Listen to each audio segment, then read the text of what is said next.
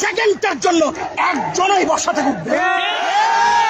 যদি হয় আপনারা গুলি করে আমাদেরকে মারতে পারেন,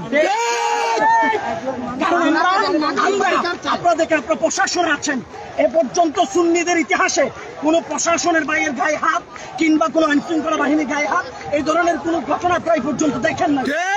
দেখবে ওরা, আমরা মরবো, তারপরেও কারো গায়ে হাত উঠাবো না, জ্বালাপোড়া ভাঙচুর হবে না, যতক্ষণ পর্যন্ত স্বরাষ্ট্র উপদেষ্টা থেকে অনুমতি দিবে না ততক্ষণ আমরা এখান থেকে যাবো।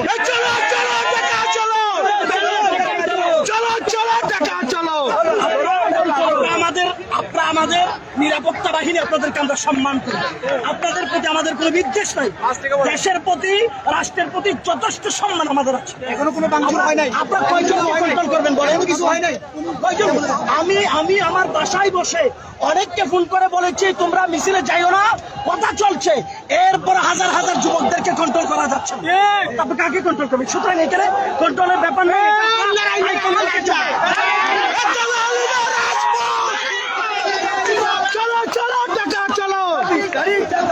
চলো চলো ঢাকা চলো।